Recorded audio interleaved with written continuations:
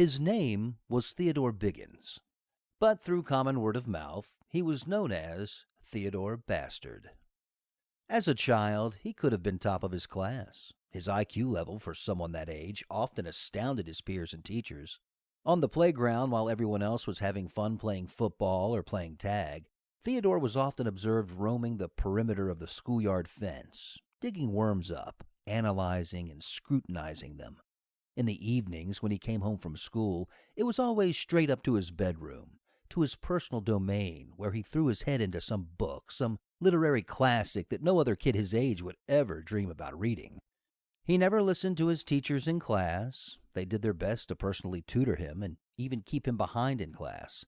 It was no use. He was in his own thought bubble inside his head, and no magic wand would break him out of it. When Theodore was tasked with history projects, he would opt out and rewrite his own interpretations of history, innocent yet thought-provoking small novellas and essays. These stories he wrote were sort of personal retellings of another past timeline, a parallel that existed only in his own imagination. He had a great upbringing in general. Anything he wanted, or even the things he didn't, he got, and was educated at a public school.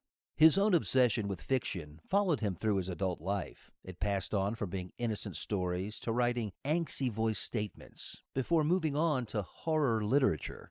His writing went through stages, but had similar themes running through it all. He finally met the love of his life, Marie. Marie came the closest anyone ever had to provoking a hidden side of Theodore. He truly loved her, and no man on this earth could question the length he would go to protect her.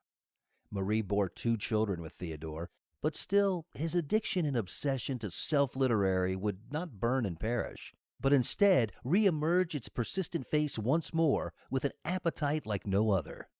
Time would often drift by, and in his lonely state of mind, he would write his own life away. It didn't matter where he was, in the box room of his family home or in a dark and dingy apartment. The one thing that was the same was him and the writing he completed. His stories did pick up somewhat of a cult following, but his audience was extremely limited and often referred to as an acquired taste. One tends to wonder whether the only thing he ever appreciated in his whole life was the satisfaction of his own writing, opposed to carving a career out of it. There were often times it got tough when the children needed things, and he couldn't always provide. The writing always came first, every time. It got so Marie had to get a job and work her whole life. It shouldn't have been that way, but Theodore was just too darn stubborn, or self-absorbed to ever acknowledge anything was wrong. This wasn't a depressed man. It certainly appeared to the general public that he spent more time writing stories than he did dwelling on anything.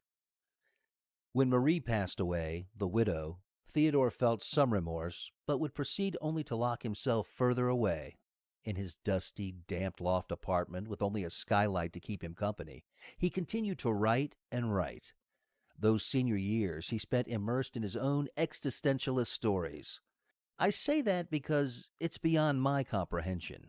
To me, it's existential nonsense. He burned through his life without a single thought for anyone but himself. He ate to live and so on, not to enjoy or fulfill, of course. The clock hands spun round, day became night, and night became day. The body of Theodore remained hunched over an old metal typewriter until his body refused to no longer function.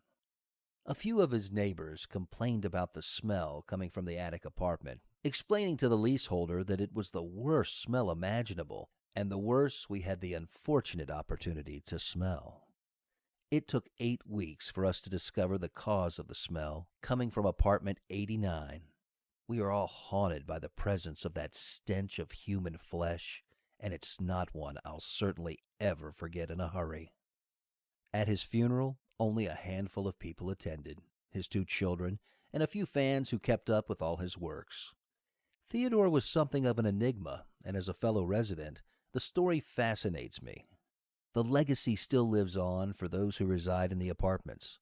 Just the other night, residents were haunted by the audible tapping of that metal typewriter, something we all grew accustomed to over the time Theodore lived here.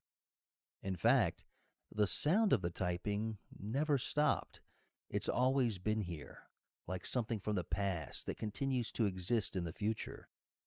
A timeless entity.